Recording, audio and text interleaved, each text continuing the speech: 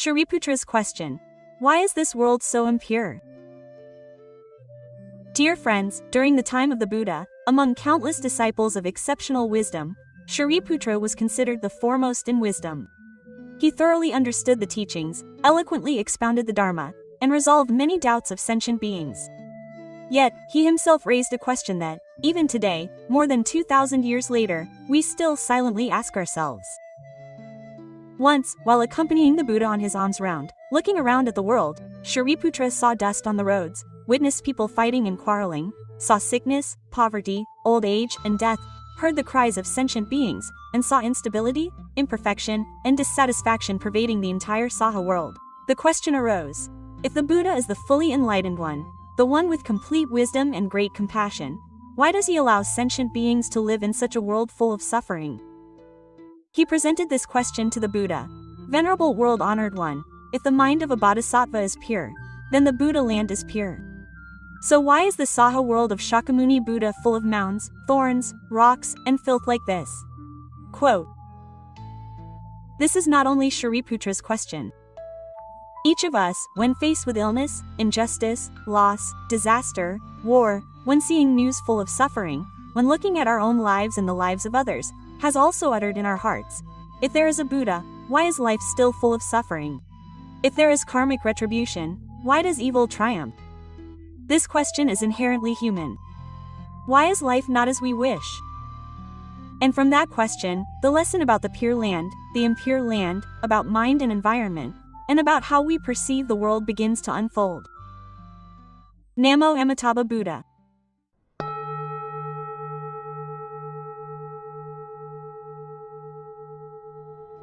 The event of transforming the impure land into a pure land. Dear friends, before this question, the Buddha did not rush to explain. He offered no philosophical arguments, nor did he analyze karma or karmic connections. He simply smiled silently. And then something inconceivable happened. The Buddha pressed his big toe to the ground, just an ordinary touch, without any incantations, no mysterious light, no ostentation whatsoever. But in that very moment, the realm that Shariputra was seeing suddenly changed completely. The dusty roads transformed into roads paved with precious jewels. The swamps became crystal clear lakes. The makeshift houses turned into majestic palaces. The sounds of conflict and weeping transformed into the harmonious sounds of Dharma teachings and the chirping of birds expounding the Dharma. Light shone throughout the purified land, without a trace of impurity, suffering, or turmoil. The realm described in the sutras as a magnificent treasure land appeared right before his eyes. Shariputra was astonished, for he had never seen the Saha world like this before. The world that had seemed so defiled before now resembled the Western Pure Land or the Pure Lands described in the scriptures. Seeing and hearing this, he was so moved that he could not utter a word. Even more strangely, a Brahmadeva was also present at that moment, but he looked at the realm that the Buddha had just manifested and still saw it as normal. He said, Shariputra, this realm has been pure for a long time. What has changed? Hearing this, Shariputra was even more bewildered. Because not only was the manifested scene different, but no one saw the scene the same way. In the same world, on the same ground, at the same time, some people saw defiled land, some saw pure land, some saw suffering, some saw joy, some saw conflict, some saw peace. So where did the difference lie? In the land, in the scene, or in the viewer? Then, the Buddha spoke a sentence that changed the understanding of the pure land for centuries. The Buddha's realm is inherently pure. It is only because the minds of sentient beings are defiled that they cannot see it. This statement was later summarized into just 6 words. When the mind is pure, the Buddha's realm is pure. This statement is both simple and profoundly thought-provoking. Because if the realm is inherently pure but one cannot see it, then the problem lies not in the realm but in the mind that perceives the realm. If the world does not change but the perception of the world changes, then what changes the perception is not the environment but the person perceiving the environment. That moment opened a door, revealing that between the pure land and the defiled land, between bliss and suffering, between heaven and hell, there is only a very short step, a single thought. And from that event, the next question naturally arises: where is the pure land? Is it in the outer realm or in the mind? Is the defiled realm due to the environment or due to karma? What is the world we live in from the Buddha's perspective? We invite you, fellow practitioners, to continue following this discussion. Namo Amitabha Buddha.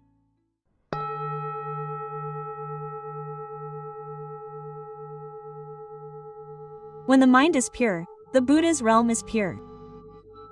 Dear friends, after showing Sariputra a different version of this world, beautiful, majestic, and completely unlike the suffering Saha world that everyone is familiar with, the Buddha began to explain the meaning behind it. This is the most important part of the whole story. Why is it that in the same world, some people see defilement, while others see purity? Purity or defilement does not lie in the external world but in the person who is looking. We often believe that we see life as it is.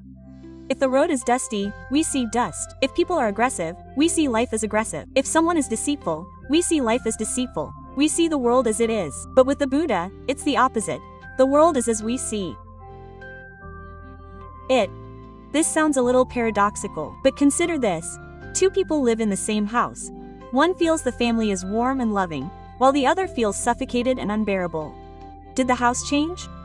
No, the difference lies in each person's perspective.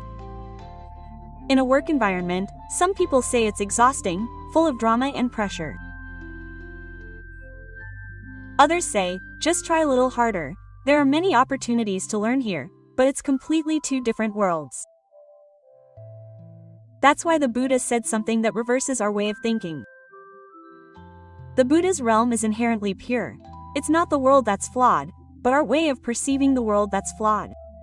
It's mind-created appearance, consciousness-transformed manifestation. In the scriptures, this is expressed in a somewhat philosophical way. Mind-created appearance, the scene appears according to the mind. Consciousness-transformed manifestation, the scene changes according to consciousness. It sounds like Indian philosophy, but to put it more simply, your life is as your mind is. A person in love walking down the street sees a falling leaf and finds it beautiful. A person filled with anger, no matter how beautiful the sky is, finds it unpleasant. A sad person finds even cheerful music annoying. A happy person stuck in traffic can still smile. Therefore, what we call life is not actually the external world, but the state of mind we are experiencing. Some call it a worldview, others call it a perspective. The Buddha calls it karmic consciousness.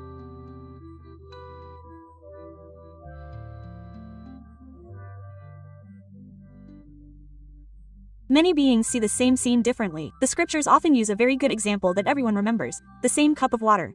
Humans see it as drinking water, hungry ghosts see it as pus and blood, heavenly beings see it as nectar, and saints see the cup of water as merely a combination of the four elements. Does the water change? Absolutely not. Only the perception of the person looking at it is different. In science, there's a very good saying: we don't see the world as it is, but we see the world as we are, very close to Buddhist philosophy. The Pure Land is not a place, but a state of mind. In the chapter on the Buddha's Pure Land in the Vimalakirti Sutra, there is an extremely important sentence. The mind is the pure land of the Bodhisattva. To put it in more worldly terms, if you want to be in the Pure Land, you must have the mind of someone in the Pure Land. You can't have a mind full of greed and anger and expect to live in a place full of compassion and wisdom. It's impossible to constantly judge and criticize others while simultaneously expecting a peaceful and comfortable state of mind. The environment always corresponds to the mind. So why do we only see negative intentions? The answer isn't very pleasant, but it's true. Because there are still many impurities in our hearts. No need for profound philosophy, just ask yourself every day how many negative thoughts arise: criticism, judgment, envy, irritation, anger, dissatisfaction, boundless desires, fear, and anxieties. That alone is enough to cover the whole world in dust. A person who is disillusioned with life will feel tired wherever they go. A person who is anxious will feel danger everywhere. A person full of greed will want to possess everything wherever they go. A person full of anger will see faults in others everywhere they go. That is the impure realm, not somewhere far away, but right within our own minds. Just one thought can create heaven or hell. There's a very famous saying: one thought of anger is hell, one thought of compassion is heaven. This isn't just a metaphor, it's very real. When anger arises, the heart beats fast, the face gets hot, the head feels tense. The realm of hell immediately appears. When compassion arises, the face softens, the voice is gentle, the heart feels light and relaxed. The realm of heaven appears. Do we have to wait until death to enter hell? No, hell occurs the moment anger arises. Do we have to wait for rebirth to experience peace? No, one thought of compassion is enough to open the gates of heaven. Purity or impurity is separated by just one thought, and we have thousands of thoughts every day. In short, the mind creates the environment, and when the mind changes, the environment changes. When the mind is pure, the Buddha's realm is pure. Or, to put it simply, life isn't naturally beautiful. It's beautiful when our hearts are beautiful. Life isn't naturally peaceful. It's peaceful when our hearts are at peace. The Pure Land is not in heaven. The Pure Land is in the heart. Namo Amitabha Buddha.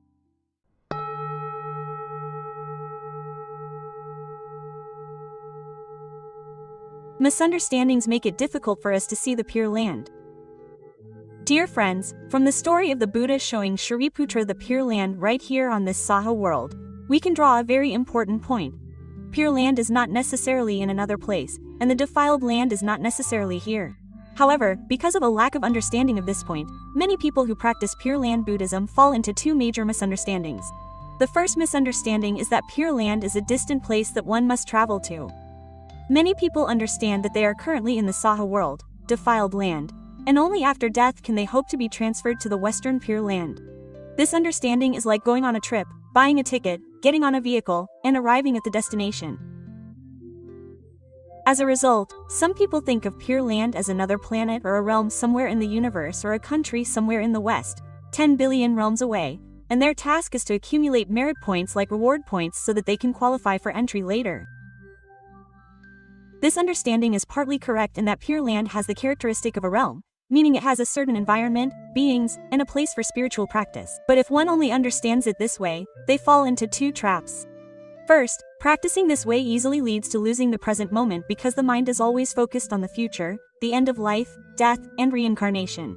While the Buddha always brings us back to this very moment. Second, people think that Pure Land is about transporting the physical body, while in reality, Pure Land is about transforming the mind. The Buddha does not teach us to escape from the Saha world. The Buddha teaches us to transform the Saha world into Pure Land. If our mind is still full of the three poisons of greed, hatred, and delusion, then even if we take our body to Pure Land, the mind will still live in the defiled land. But if our mind is light, bright, and peaceful, then even if the body is still in the Saha world, Pure Land has already appeared. The second misunderstanding is that a pure mind leads to a pure Buddha land is just a form of psychological self-comfort. This second misunderstanding is often seen in educated people today who hear the saying, a pure mind leads to a pure Buddha land. They say, oh, it's just about looking at life with a positive attitude. Just live optimistically and stop thinking negatively. So it's just psychology, there's nothing profound about it. Quote. But in reality, Buddhist teachings do not teach us to force ourselves to think positively, do not teach self-deception, and do not teach self-hypnosis. Buddhist teachings speak of seeing reality as it is, not sugarcoating it. If life is suffering, the Buddha says it is suffering. If the body is impermanent, the Buddha says it is impermanent. If the mind is attached, the Buddha points directly to the attachment. A pure mind leads to a pure Buddha field. It's not about thinking positive thoughts to automatically make life better, but about understanding the functioning of the mind and its environment. The environment manifests according to the karma arising from the mind. Let's use a simple analogy. The mind is like an app. The environment is like the screen. If the app is faulty, the image is faulty. If the app is updated, the image is beautiful. The Buddha teaches us to update the app, not change the screen. These two misunderstandings lead to two types of misguided practice. From these two misunderstandings, two types of practice commonly arise. Type 1. Only worrying about going to the Pure Land, not focusing on transforming the mind. Worrying about rebirth in the Pure Land, but the mind remains filled with anger, ignorance, and jealousy. Praying for rebirth in the Western Pure Land, but daily life is full of dissatisfaction, judgment, and envy. Even if the Buddha guides them, their minds are not yet aligned with the Pure Land realm. Type 2. Only focusing on transforming the mind and denying the need for rebirth in the Pure Land. Some people, conversely, wear the robes of rationalistic Zen practitioners, saying there's no need for rebirth, that the Pure Land is just the mind. This sounds profound, but for those without sufficient strength, it is very dangerous. Because in this Saha world, there are many afflictions, strong negative influences, and an environment that easily leads to regression. Therefore, the patriarchs all taught that rebirth in the Pure Land is not contradictory to purifying the mind. The The two support each other. A pure mind sees the pure land in this life. Rebirth continues the practice in a favorable environment in the next life. So, how should we understand the Pure Land correctly? In terms of doctrine, the Pure Land is a realm corresponding to the qualities of the mind. In terms of karmic force, the Pure Land is the karmic reward of chanting the Buddha's name and accumulating pure merit. In terms of practice, the Pure Land is the goal of transforming one's current life. In terms of means, the Pure Land is a safe path for ordinary people. There is no need to wait until death to see the Pure Land. There is no need to deny the Pure Land in the afterlife. Pure Land can be manifested in every thought, every word, and every action, and it can also be the place where we continue our spiritual practice after this life ends. Namo Amitabha Buddha.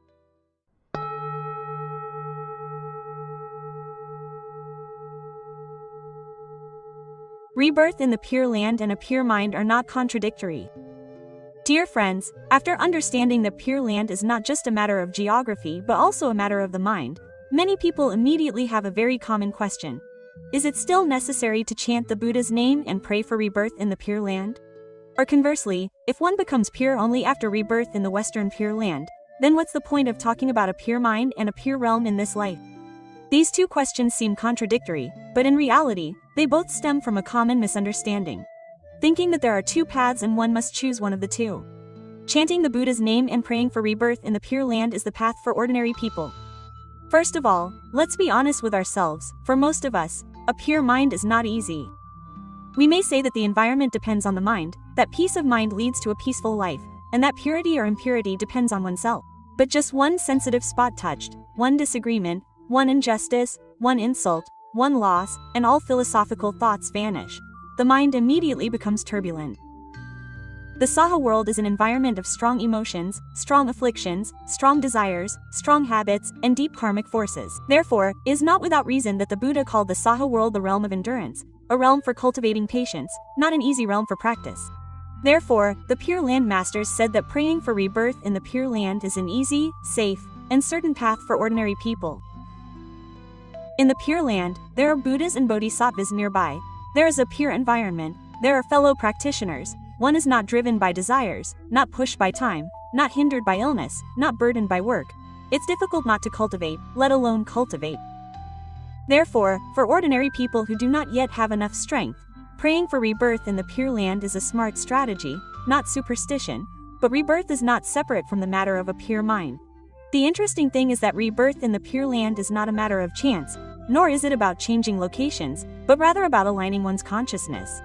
It's not about simply registering and waiting for the Buddha to come and take you. If your mind during life is not in alignment with the Pure Land, then at the time of death you will not be able to attain that realm. It's like a radio. We all live in the same space, but the radio tunes into the frequency it's broadcasting. The Pure Land is a frequency of purity, compassion, absence of anger and desire. If your whole life you've been broadcasting frequencies of anger, suspicion, calculation, competition, jealousy, and dissatisfaction, you cannot tune in to the Buddha's frequency. Therefore, purifying the mind in this life is the preparation for rebirth in the next life. Master Yin Guang, for example, used the analogy of a bathhouse to wash away dust. Master Yin Guang, one of the patriarchs of the Pure Land School, said, "Sentient beings in this Saha world are like travelers who have been on the road for a long time, covered in dust and dirt. The Western Pure Land is a bathhouse to wash away the dust before entering the Father's house." Quote. This saying is excellent because it conveys three things. Firstly, ordinary people are full of impurities, so they shouldn't be complacent. Secondly, the Pure Land is an environment for purification, not a reward. Thirdly, entering the Pure Land is not for enjoyment but for further learning. Many people think that the Pure Land is a place of ultimate happiness, where they can indulge in pleasure and don't need to cultivate anymore. Understanding it this way is incorrect. The Pure Land is a school, not a resort. The happiness there is the happiness of someone who is learning in the right environment, living according to their true nature. The mental state during life influences rebirth after death. Now, let's talk about reality. If someone dies in anger, anger leads them. If someone dies in greed, greed leads them. If someone dies in fear, fear leads them.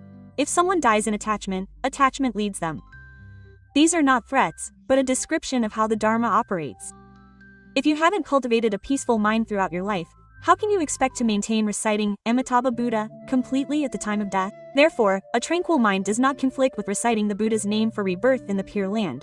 Rather, it is the condition for genuine rebirth. Reciting the Buddha's name is the method to achieve a tranquil mind. Reciting the Buddha's name is not about calling out the Buddha's name for the Buddha to hear. Reciting the Buddha's name is about bringing the mind back to one point so that it is not dragged away by deluded thoughts. Deluded thoughts are like vines covering the entire bed. Reciting the Buddha's name is like the gardener clearing the weeds every day. If a scattered mind is an impure realm, then when reciting the Buddha's name, the mind gathers at one point, which is the first step towards the Pure Land. The two paths are actually one path viewed from two perspectives. If speaking from the present perspective, reciting the Buddha's name is to purify the mind.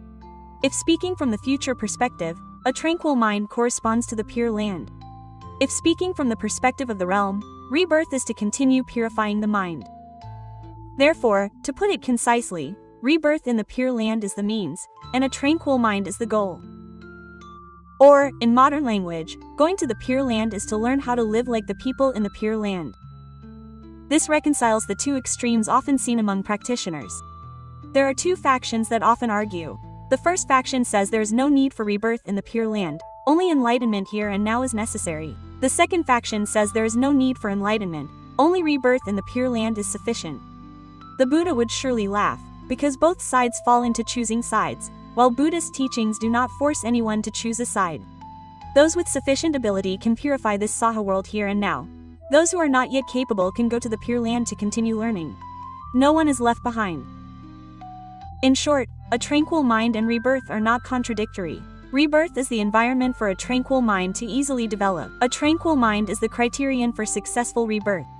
Or, to put it simply, live in the Pure Land to have enough affinity to go to the Pure Land, and go to the Pure Land to learn about the Pure Land. The two directions meet in the very statement. When the mind is pure, the Buddha land is pure. Namo Amitabha Buddha.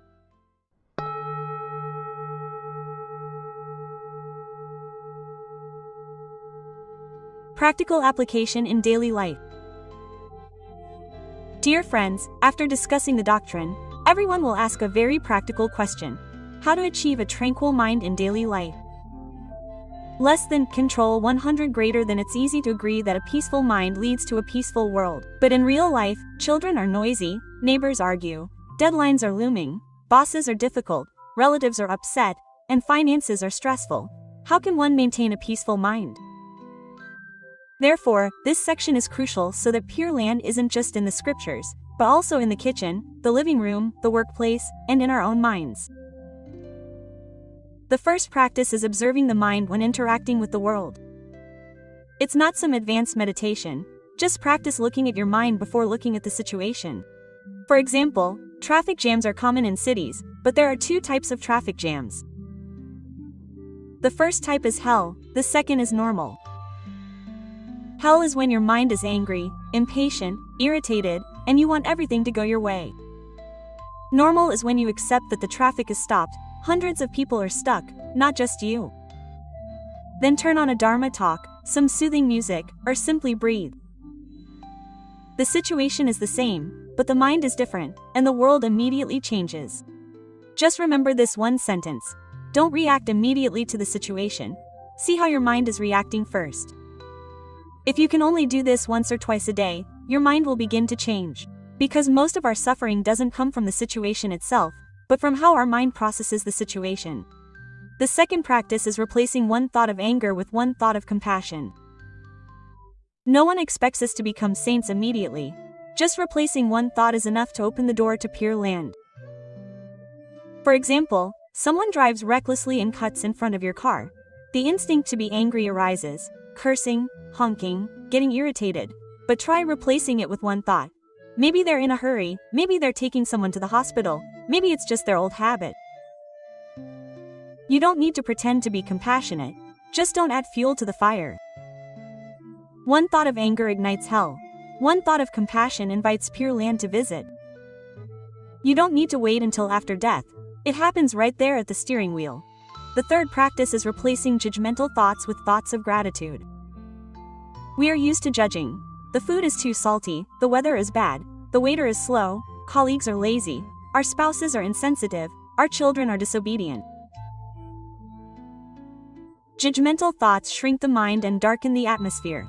Conversely, thoughts of gratitude expand the mind and brighten the atmosphere. For example, it's easy to judge a meal. The vegetables are old, the fish smells bad, the soup is bland. But if we change our perspective, there are people who planted, harvested, transported, cooked, and bought the ingredients. So many factors contribute to one meal. Just one thought, and the atmosphere changes immediately. It's not that the food tastes better, but our hearts feel better. The fourth practice is reciting the Buddha's name as a stream of water washing the mind. Modern life makes the mind easily distracted. Many people complain about not being able to concentrate, their heads are full of thoughts, and they can't even sleep peacefully. Therefore, reciting the Buddha's name is a very practical method, not superstition, but a means to calm the mind. When reciting the Buddha's name correctly, the breath, the recitation, and the mind work together. It's like washing your hands after doing heavy work. It's not that the hands are bad, just that they're dirty. It's not that the mind is bad, just that it's tainted with afflictions.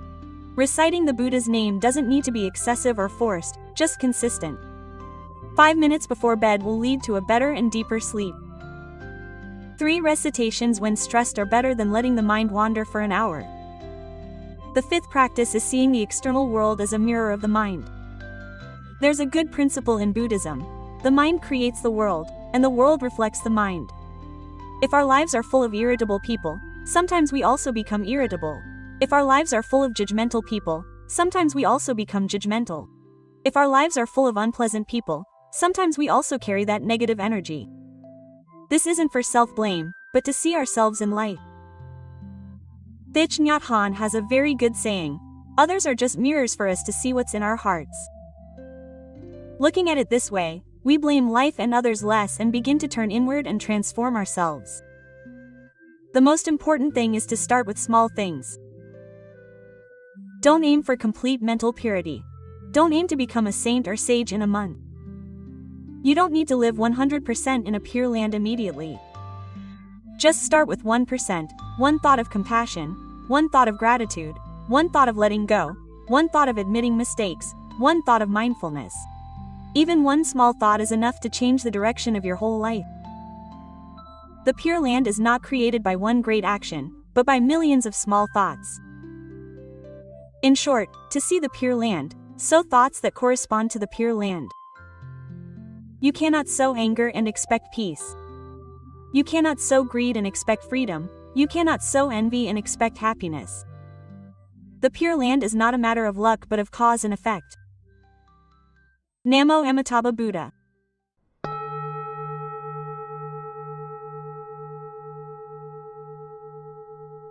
In conclusion, the Pure Land is right within a single thought.